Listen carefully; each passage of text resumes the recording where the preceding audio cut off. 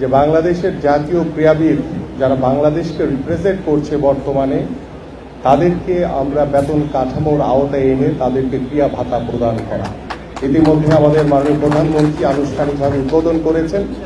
আমরা গতকালকে 129 জনকে দিয়েছি। আমরা এই কাঠামোটি হবে 500 জন এবং আগামী 7 দিনের ভিতরে আমরা অন্যান্য সকল ইভেন্টের যারা জাতীয় খেলোয়াড় রয়েছেন তাদেরকে এই বেতন কাঠামোর আওতায় এনে তাদেরকেও ক্রিয়া ভাতা প্রদান করা শুরু করবো ইনশাল্লাহ আমরা খুব তাড়াতাড়ি।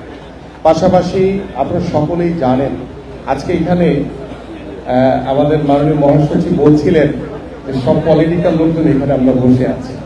আমরা এই কথাটি বলার উদ্দেশ্য হচ্ছে যে শুধু মোহামেডান ক্লাব না, আমি এখানে আহ্বানী রয়েছে, আমরাও সেই আহ্বানী ক্লাবে গিয়ে আমরা এখানে দলের ঊর্ধ্বে গিয়ে রাজনীতির ঊর্ধ্বে গিয়ে আমরা খেলাধুলাকে প্রতিষ্ঠিত করতে চাই।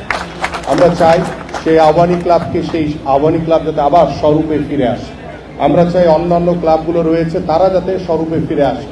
আমরা চাই মোহামেডান এবং আহ্বানীর যে দৌরত্ব সেটা মাঠে থাকবে, প্রতিযোগিতা মাঠে থাকবে, কিন্তু অফিসিয়ালদের সাথে তাদের দেখাশোনা, তাদের কথাবার্তা, আড্ডা সব যাতে আগের মতো আমরা যাতে স্বরূপে ফিরে নিয়ে আসতে পারি। এবং আমাদের মাননীয় প্রধানমন্ত্রী ইতিমধ্যে বলেছেন যে আমরা খেলাধুলার সাথে কোনো রাজনীতিক কোনো কর্মকাণ্ডকে কখনোই জড়াবো না।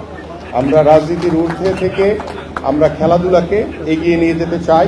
পাশাপাশি আমাদের আগামীর বাংলাদেশে তৃণমূল পর্যায় থেকে খেলাধুলাকে আমাদের মাননীয় প্রধানমন্ত্রী সর্বোচ্চ গুরুত্ব দিয়েছে। আপনারা সকলেই শুনে খুশি হবেন, ইতিমধ্যে গতকালকে আমাদের মাননীয় প্রধানমন্ত্রী বলেছেন যে আল্লাহর রহমতে আগামী 30শে এপ্রিল সিলেট থেকে আমরা নতুন করে স্পোর্টস একই দিনে 64টি জেলায় আমরা উদ্বোধন করব ইনশাআল্লাহ।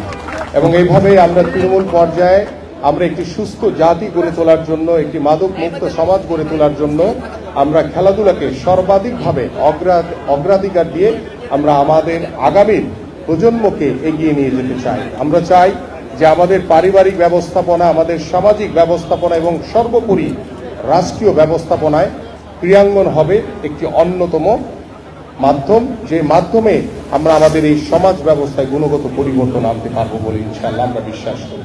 প্রিয় উপস্থিতি, আজকের এই মোহামেডান ক্লাবের এখানে দীর্ঘদিন ধরে আমরা দেখেছি যে রাজনৈতিক বৈষম্যের কারণে এই ক্লাবগুলো অনেকাংশেই অনেকভাবে পিছিয়ে ছিল। আমরা সকল রাজনৈতিক বৈষম্য দূর করে আমরা সকলেই ক্রীড়াঙ্গনের যারা সংগঠক রয়েছেন, যারা খেলাধুলাকে পছন্দ করেন, সেই মানুষগুলোকে দিয়ে আমরা আগামী ক্রীড়াঙ্গন সাজাবো।